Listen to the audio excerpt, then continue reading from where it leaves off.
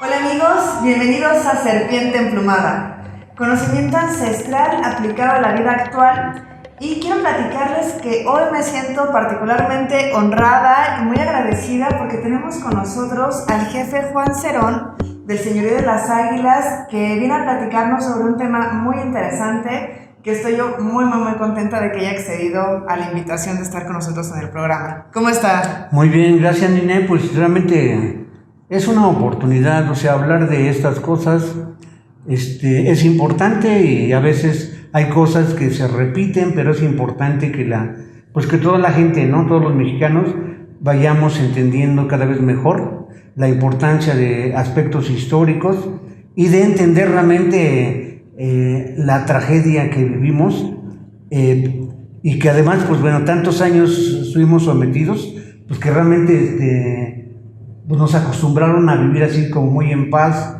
y aceptando la historia como nos las hicieron, como la escribieron y la difundieron y se sigue difundiendo a través de la educación. Entonces eso es muy importante y también gracias y sobre todo también gracias a las personas que lo vean y esperamos que algo les pueda interesar y parecer importante, ¿no? Así es, pues Tlazohcamati. Y justamente vamos a platicar sobre un tema muy interesante que es lo que ha pasado en la historia de lo que hemos conocido como la Noche Triste, pero que queremos conocer mucho mejor este suceso para ver cómo podemos reinterpretar este acontecimiento que pues nos lo han enseñado de una forma muy manipulada a lo largo de la historia. Pero antes de abordar de lleno el tema, pues quisiera que conocieran un poquito más acerca del jefe Juan Cerón, porque pues es una persona con una gran trayectoria dentro de la mexicanidad y pues quisiera pedirle que nos platicara un poquito acerca de lo que ha ido desarrollando en este camino, por favor. Bueno, pues realmente muchas gracias. Me gustaría comentar un par de cosas. Una que para mí fue fundamental en mi existencia fue que en los 80s del siglo pasado, en algún momento, un domingo, entré al Museo de Antropología, a la Sala Mexica, yo solo, y fui haciendo el recorrido que está planteado, ¿no?, en la entrada del museo, ¿no? A la Sala Mexica entra uno y en la puerta grandota, inmediatamente el recorrido debe empezar, digamos, del lado derecho, recorriendo a partir de ahí pues el museo, ¿no? Uh-huh. Pero para mí fue un acontecimiento verdaderamente extraordinario porque yo viví un ensueño, o sea, el ensueño es como si fuera un sueño, pero despierto. El ensueño realmente fue como una vivencia que me permitió, digamos, la reflexión profunda, dándome cuenta cuando yo iba haciendo el recorrido y observando cada una de las obras que están ahí, las interpretaciones filosóficas y cósmicas, y realmente yo me daba cuenta y sentía pena, dolor, angustia, porque iba recorriendo todo. En la entrada hay códices, hay aspectos históricos muy antiguos, pero después monolitos importantes como el Tonalmachot, conocido como calendario azteca, una obra realmente extraordinaria, el monolito de la Coatlicue, y pues realmente yo me sentía muy mal porque no entendía nada. Entonces yo reflexionaba muchas cosas, entre ellas cómo era posible que esta era la herencia cultural y que no pudiera yo entender prácticamente nada, ¿no? Entonces me dio mucha tristeza y hubo un choque emocional de muchas cosas, muchos sentimientos, de tal manera que yo pensando todo eso veía como la gente circulaba y pasaba así, a veces sin poner atención, igual que yo, sin entender nada, pero bueno, pues rápido, y yo no podía creer todo eso, ¿no?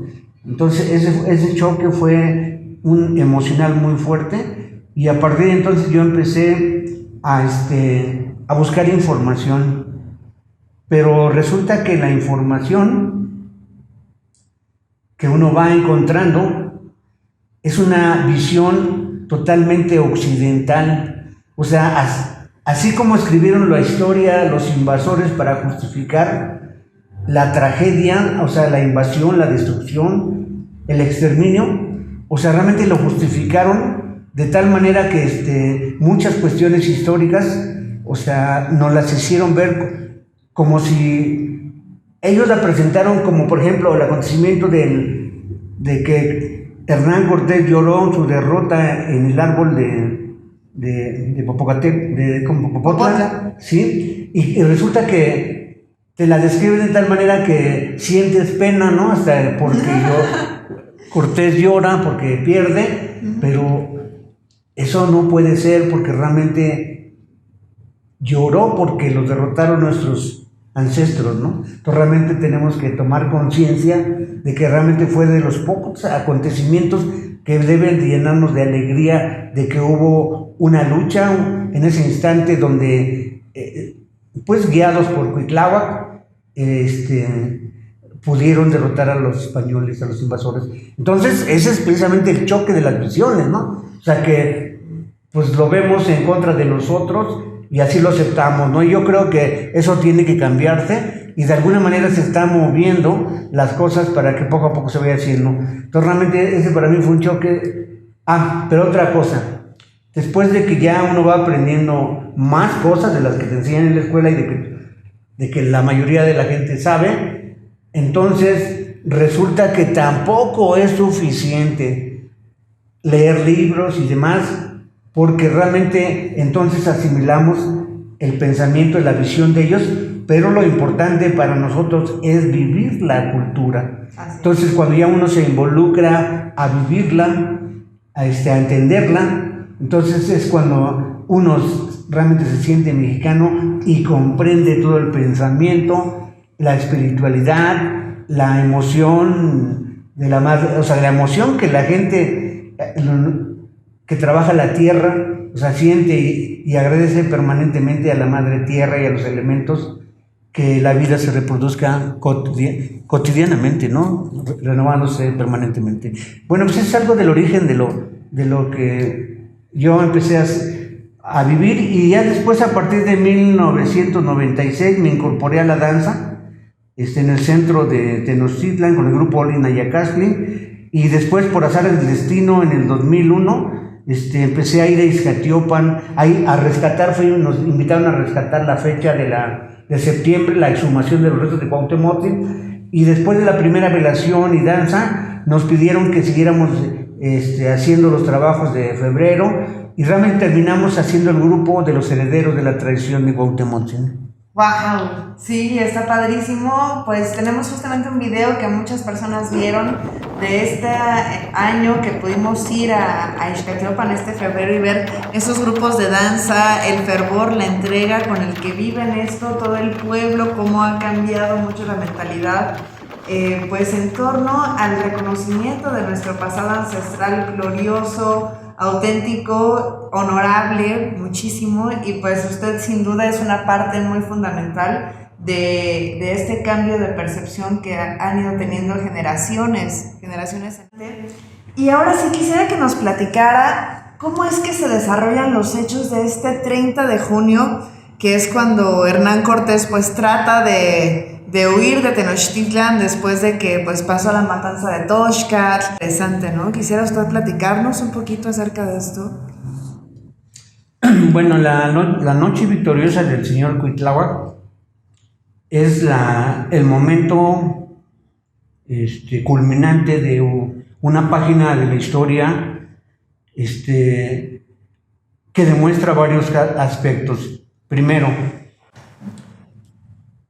cuando llegan a México los invasores, a Veracruz, ellos fundan la Villa Rica de la Veracruz, que es el primer pueblo, ellos. Pero realmente ese principio debemos entenderlo a partir de ese momento, de que el invasor no era cualquier pueblo. En ese momento España vivía realmente la cúspide de su momento, porque realmente Carlos V es un emperador. Es rey de España, pero es un emperador porque había concentrado el poder de cuatro grupos de poder mismo de España, de tal manera que, o sea, era un poder muy grande, muy fuerte. Pero además hay una lucha en Italia donde el rey de Francia quiere posesionarse de tierras que fueron de ellos y participa el rey católico. De tal manera que en ese periodo empiezan a utilizar las armas de fuego, o sea, la pólvora, o sea, los cañones, lo que después son rifles, pero que eran armas más sencillas, pero que eran muy poderosas para su tiempo. Los caballos y las espadas eran un implemento de guerra poderosísimo. Y los caballos, pues ni se diga. Entonces realmente ellos llegaron dominando totalmente el terreno. O sea, desde Veracruz empiezan a generar violencia, masacres, de tal manera que pues realmente no había muchas posibilidades en ningún pueblo, y menos solos, realmente de vencer a Hernán Cortés y a su tropa, ¿no? Entonces realmente eso marca la pauta del poder que se traslada de Europa, toda la fuerza a América, y aquí llegas a Tenochtitlan. O sea, llega muy rápido. En el 19 ellos llegan a Veracruz en noviembre, y ya para noviembre del 20 ya está siendo recibido por Moctezuma. Uh-huh. Pero hay una cuestión también muy importante que hay que destacar. En la trayectoria de Hernán Cortés de Veracruz rumbo a Tenochtitlan, realmente generó, como siempre se generan, porque es una forma natural de expresarse y de sentir. O sea, Hernán Cortés no llega y realmente convence, sino que siempre existen las dos posiciones de que unos aceptan que realmente se reciba, por ejemplo, y que acepten la alianza con Hernán Cortés, pero otros no aceptan. Pero es el poder lo que decide, su enorme poder, porque era un poder realmente destructivo, terrible, ¿no? Entonces realmente eso es lo que hace que realmente ellos avancen. Entonces, aquí mismo en Tenochtitlan, Cuitláhuac, él mantiene, cuando es consultado por Moctezuma, él sostiene que no debe dejar recibir a los invasores, porque le plantea que si él los deja entrar, lo pueden despojar y lo pueden sacar de su propia casa. Cacama, que era gobernante de Texcoco, él plantea que sí debe recibirse.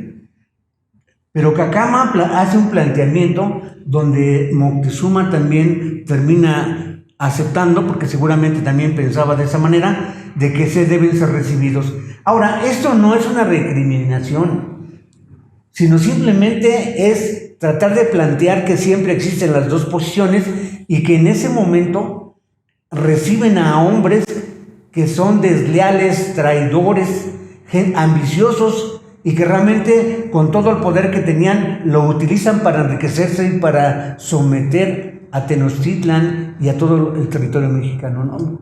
Entonces realmente nada más es para ilustrar realmente cómo se da la historia, ¿no? Claro. Y cómo siempre existen dos posiciones. Cualquier planteamiento siempre tiene una oposición. Ese es uno de los aspectos importantes, porque el pensamiento de la cultura mexica era dual y las dos fuerzas siempre están juntos, y este aspecto siempre se mantuvo en la trayectoria del andar de los invasores. Y desgraciadamente pues realmente ellos habían llegado a Iztapalapa, donde Cuitláhuac, por instrucciones de Moctezuma, le pide que los reciban, y Cuitláhuac recibe a Hernán Cortés y a toda la gente que venía con ellos.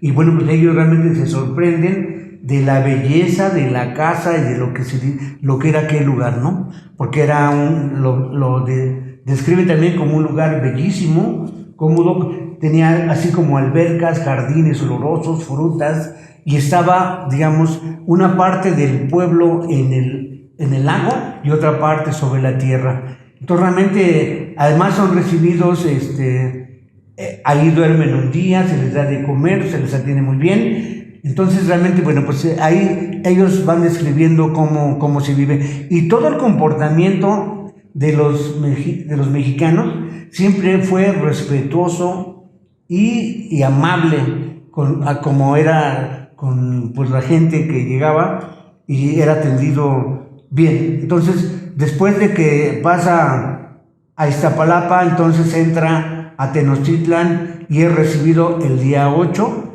por Moctezuma.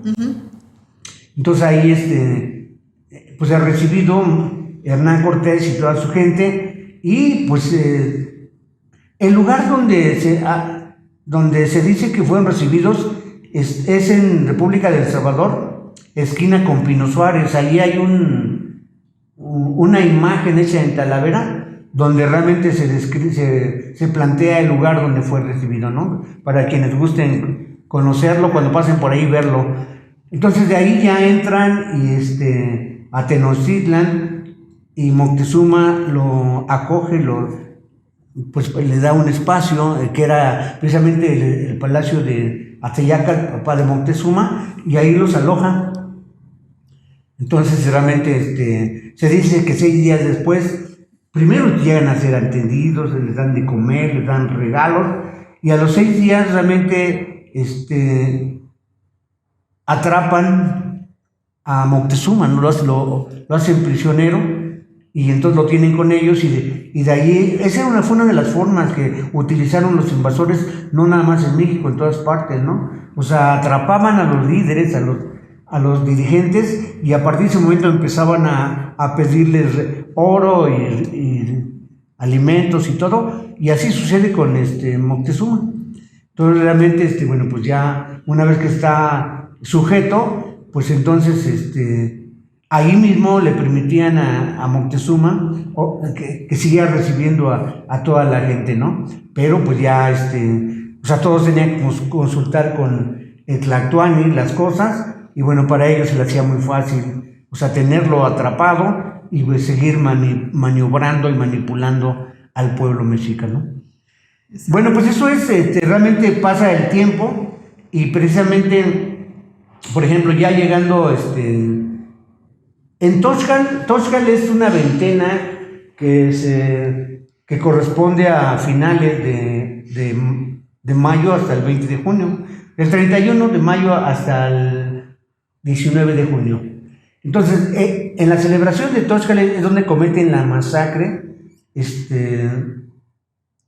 ¿cómo se llama? Pedro de Alvarado. Pedro de Alvarado. Pero días antes, Pánfilo de Narváez llega de Cuba, llega a Veracruz, y pues realmente él venía a apresar a Hernán Cortés porque él se había sublevado, no había acatado las disposiciones, y realmente venían a él a someterlo, pero resulta que Hernán Cortés llega allá y bueno, somete él a Pánfilo de Narváez, y realmente convence a toda la gente que venía, que eran bastantes, se dice que eran como 600. Entonces él regresa a Tenochtitlan, pero cuando él regresa ya había pasado la fiesta de Toxcal, donde como Moctezuma estaba sometido, entonces su gente va y le plantea, ¿no?, que se va a hacer la fiesta, él autoriza, y se lleva a cabo, pero precisamente los invasores que habían quedado en ese momento ahí observan que realmente no hay armas, y bueno, pues en su momento, al estarse haciendo la celebración, pues se cierran los espacios de entrada y salida, y pues cometen una masacre terrible, ¿no? O sea, le cortan las manos a la persona que está tocando el huehue, y bueno, pues destrozan a la gente, ¿no? Y hay una página en el libro de La visión de los vencidos, donde se describe cómo a una persona, le cortan, le abren la panza con un espadazo y él corriendo quiere huir, pero realmente con sus propios intestinos se tropieza. Bueno, terrible, ¿no? Entonces realmente se comete una masacre, bueno, de lo peor, ¿no?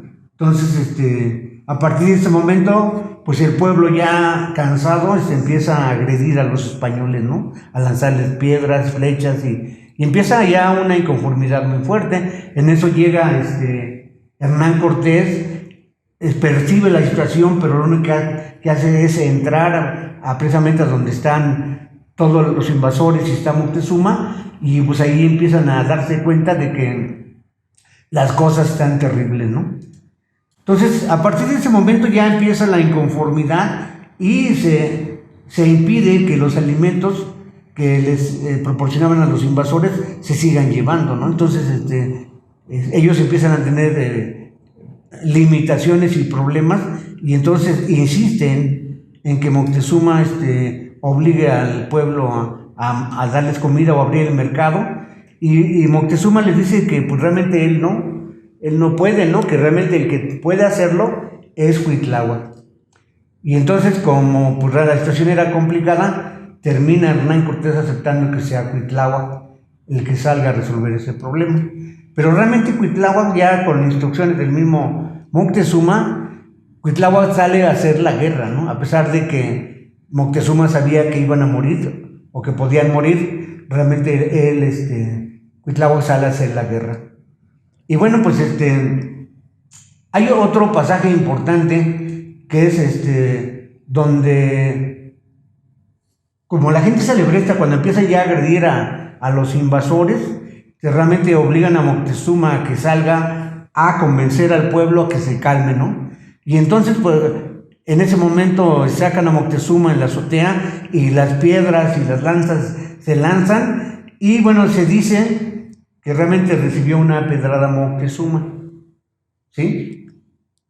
Pero los españoles dejaron escrito en la historia que realmente de eso murió, pero la verdad es que hay otra versión que Ixtlilxóchitl la describe en la visión de los vencidos, donde él plantea que hay dos versiones, y que la que dicen sus allegados, o sea, los súbditos, la gente que estaba cerca, es que él fue muerto mediante el espadamiento por las partes bajas de Moctezuma, ¿no?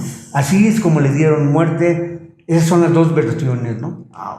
Es terrible, ¿no? Es terrible porque veamos, o sea, cómo, miren, estas dos versiones también hay que tomarlas en cuenta con mucho cuidado, mucha meditación y análisis. Primero, porque realmente todas las atrocidades que cometieron los invasores, o sea, trataron de justificarlas, trataron de minimizarlas. Claro. Por eso es que realmente tenemos que ser muy cautos para entender y analizar las cosas. Por eso es que ellos plantean que realmente, pues, ¿quién conoció la historia? Los únicos que la conocieron fueron quienes la vivieron, y ellos escribieron muchas mentiras. Claro. Por ello es que en este caso tenemos que ver el proceder de ellos, la actitud tan ambiciosa, egoísta, inhumana, de tal manera que no podemos pensar que realmente la versión de ellos es la correcta, que además los propios súbditos mataron de una pedrada a Moctezuma. Al contrario, tenemos que reflexionar, porque la versión que se dice donde que le metieron la espada por las partes blandas debe ser la versión histórica que nosotros tenemos que analizar, ¿sí? Entonces, bueno, esto es importante recordar. Y ya, pues, como las cosas se le complicaban a Hernán Cortés, entonces, en la medida que pasaba el tiempo, pues ellos ya estaban pensando en qué momento salir o huir sin que fueran vistos, y deciden salir el 30 de junio. Pero antes de salir, matan a Moctezuma y lo tiran a los canales. Ellos esperaban que realmente, bueno, pues a Moctezuma lo recogieran y se lo llevaran a hacer los ceremoniales, los ritos fúnebres, en lo que ellos huían. Entonces ellos preparan su huida y en esa noche del 30 de junio ellos van saliendo, pero son descubiertos por una mujer que da voz de alarma y bueno, pues Cuitláhuac encabezando esa guerra para destruir el Invarsón, pues hace que el pueblo se una y pues realmente realmente los derroten totalmente, ¿no? Entonces por la calzada, la que le llamaban Puente de Alvarado, que ahora se llama la calzada de México-Tenochtitlan, que es uno de los cambios de la nomenclatura que el año pasado hizo la jefa de gobierno, que es importante porque cuando menos ya están poniendo atención, claro, y entendiendo un poco más de esto, ¿no? Entonces ahí precisamente la guerra muy grande, se habla de miles de muertos, pero pues al terminar esa guerra, pues los españoles están totalmente derrotados y lo único que hacen es huir y salir rumbo a Tacuba, y en esa trayectoria pues se llega ahora donde se conoce el lugar, porque realmente la Huehuete allí estaba, sigue estando allí un tronco porque fue destruido por vándalos, gente que no acepta su origen y prefiere realmente ponerse del lado de los invasores en el pensamiento. Y bueno, pues ahí está el árbol de la noche victoriosa del señor Cuitláhuac. Y bueno, pues esas son cosas muy importantes. No sé si hay algún comentario o pregunta. Pues es muy interesante. Habría que puntualizar que Cuitláhuac era el hermano de Moctezuma, el hermano menor. Y bueno, Moctezuma siempre fue como distinguido por ser alguien pues muy diplomático. Se le tacha de supersticioso, pero más allá de eso era alguien que sabía interpretar las señales y que sabía que pues venía un momento muy difícil, un momento de cambio, de transición brutal para su pueblo. Entonces por eso recibe a las personas de una manera diplomática, tratando de alguna manera de suavizar esta transición, pero pues era inevitable que esto sucediera. Entonces Cuitláhuac, que es su hermano, tiene una actitud mucho menos diplomática, mucho más a lo que es lo mexica, ¿no? De guerrero, de confrontar como las situaciones adversas. Entonces pues es por eso que cuando Cuitláhuac pues tiene el mando, dice: aquí ya se acabó la diplomacia y vamos de frente con ellos, ¿no? Bueno, esta observación tuya es muy importante, porque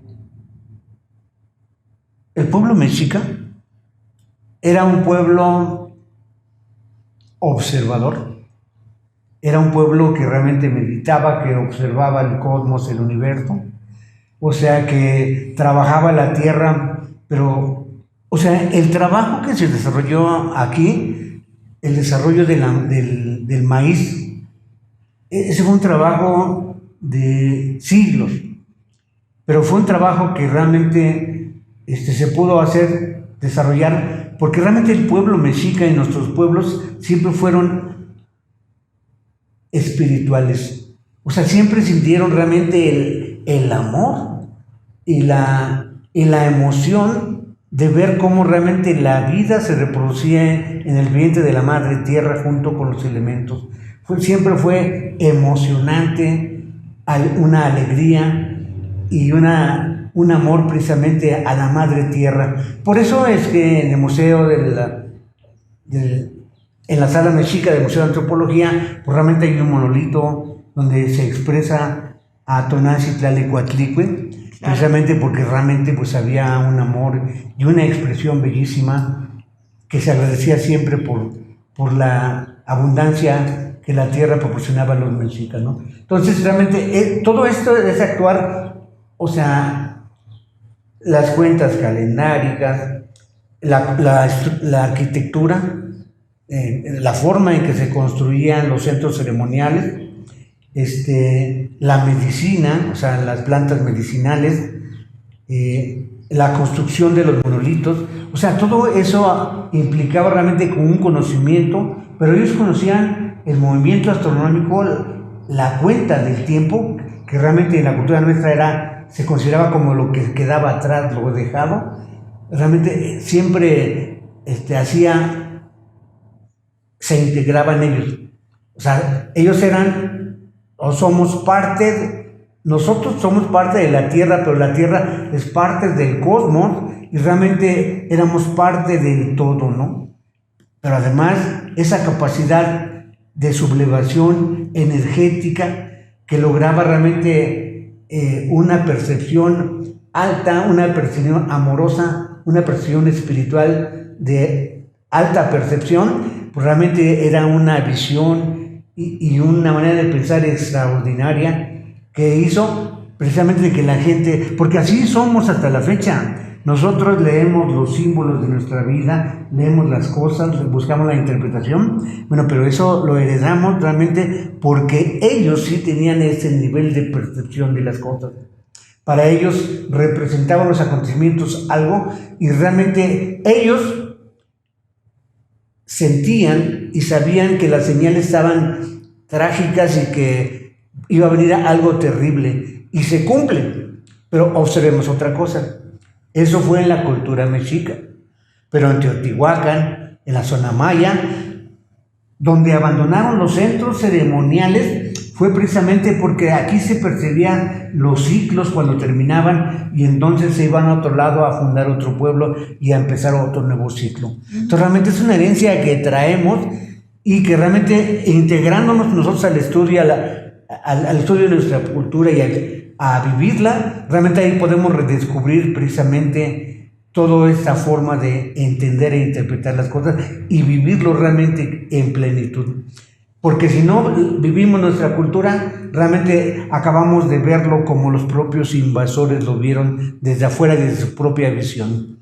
Claro, creo que es fundamental lo que nos dice porque ahí está el valor de volver a conocer nuestra propia historia, ¿no? Que a veces a mí me preguntan, bueno, ¿y por qué te interesa lo prehispánico? Si fue algo que ya pasó.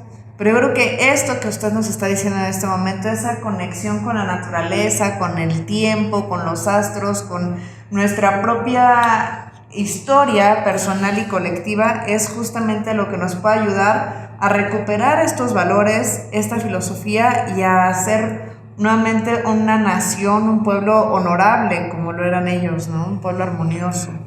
Pues también aprender a percibir y a elevar nuestra capacidad de percepción y entendimiento. Porque nada más veamos de afuera las cosas y solamente vemos la descripción de las cosas, pero no penetramos realmente a lo profundo del conocimiento y a la vivencia. Entonces solamente se puede esto aprender y sobre todo, además de aprender, ver que tenemos una fuente extraordinaria de conocimientos que nos permite ahora realmente redescubrirnos y sentirnos orgullosos de nuestras culturas. Sí, porque una de las cosas es que realmente con tanta mentira que nos dejaron casi deslindándonos de nuestra cultura y no es así, al contrario, tenemos que pensar en ella para descubrir realmente lo valioso, lo importante y sentirnos verdaderamente orgullosos de la herencia que recibimos. Así es, completamente de acuerdo con usted. Y pues para ir cerrando, es algo muy importante también lo que nos comentaba de que ha cambiado el nombre de la calzada, que antes se llamaba Pedro de Alvarado, que es este señor que hizo la matanza de Toshkat, que era de la mano derecha de Hernán Cortés y era alguien de lo más violento y despiadado, y teníamos una calle con su nombre y gracias a Dios ya cambió, gracias a Quetzalcóatl ya está, ahora se llama Calzada México Tenochtitlán. Y el árbol, el famosísimo árbol que todo el mundo conoció en la escuela como el árbol de la noche triste, pues también ya cambió de nombre y ahora oficialmente se llama el árbol de la noche victoriosa. Pero en las escuelas siguen enseñando este suceso histórico como la noche triste. Entonces, es muy importante que nos demos cuenta de que la historia va evolucionando, va cambiando, que no nos tenemos que quedar con las cosas como pensábamos que eran, sino tener la conciencia y el criterio de ver cómo vamos evolucionando y qué perspectiva le damos para que realmente podamos nosotros mismos, ahora sí que cambiar la historia, identificarnos y enorgullecernos, como usted dice, ¿no? Hay también la estación del metro del Zócalo, le pusieron Zócalo Tenochtitlan, O sea, ya hay señales de que hay más atención. Pero nada más quiero terminar con esto, comentando de que la noche de tinieblas fue muy larga, ¿no? Porque fue de 1521 hasta después de la Revolución. Fueron 4 siglos, porque la Constitución se promulga el 5 de febrero de 1917, pero realmente el proceso de cambio se da por revolucionario, y yo recuerdo pláticas de provincia donde se plantea de que realmente la educación empieza, el gobierno por revolucionario empieza a buscar, pues no había maestros, no había gente preparada, y si la gente en ese momento había estudiado 1 año, 2 o 3 en primaria, con eso la contrataban para hacerse maestros. Entonces realmente empieza el principio de la educación, empieza realmente enseñándoles a leer, a poner su nombre, unas cuentas, a escribir, pero realmente la gente, o sea, la educación va mejorando, pero el mismo gobierno va heredando la influencia y la historia que los españoles nos dejaron. Entonces, como vienen de un origen de desconocimiento, realmente les van imponiendo los gobiernos la historia que pues se sigue transmitiendo, y entonces se siguen transmitiendo esas mentiras. Entonces, por eso es que en este momento es importante algunos otros aspectos. Nada más voy a terminar con esto. Nosotros estamos planteando desde hace un tiempo de que realmente, y nosotros metimos unos documentos para Andrés Manuel López Obrador, el presidente de la República, donde planteamos que realmente fueron magnicidios, que las muertes de Moctezuma Xocoyotzin y las muertes de Cuauhtémoc no fueron las muertes comunes y corrientes. Mataron a los gobiernos legítimamente elegidos por nuestros pueblos, ¿sí? Entonces, de tal manera, ahora, ¿quién fue? Hernán Cortés, porque él decidía todo lo que se hacía. Él está en Tenochtitlan cuando matan a Moctezuma, él está presente, y en la muerte de Cuauhtémoc, cuando va rumbo a las Cibueras, en un lugar que se llama Taxajá, ahí en esa zona mata a Cuauhtémoc y a varios, a Tetlepaquetzaltzin y Cuanacotzin y a Fray Juan de Tecto, y entonces realmente Hernán Cortés comete los 2 magnicidios. Entonces hay muchas cosas que aclarar, hay muchas cosas que estudiar, pero tenemos que reivindicar todos esos aspectos históricos y sobre todo el orgullo de ser mexicanos. Exactamente. Pues Tlazo Camati creo que tiene palabras muy poderosas, y ahorita nos enfocamos en la cultura mexica, que es en donde pasó todo esto. Hay muchas naciones, muchas culturas que ahora integran a nuestro país, que todas ellas pasaron por este avasallamiento español, o la mayoría, y hoy afortunadamente todas estamos integrados en un solo país, que es México, que es esta integración de esta maravillosa riqueza cultural de todas las naciones autóctonas, de todos los pueblos nativos de nuestro país, y todos debemos sentirnos muy orgullosos de nuestra procedencia, de nuestra historia, de todos los logros que se han ido llevando, lo que se ha preservado y lo que se ha integrado, y todo lo que nos construye hoy. Y es una gran responsabilidad el ir más allá de lo que nos dicen en la escuela primaria, secundaria, y realmente profundizar un poquito más, conocer y hacernos parte de nuestra propia historia. Pues yo creo que el mismo gobierno debe poner atención para que realmente el pueblo adquiera la confianza, el orgullo, el honor, el deseo de trabajar intensamente por hacer un gran país, recuperando la memoria y la historia verdadera de nuestro país.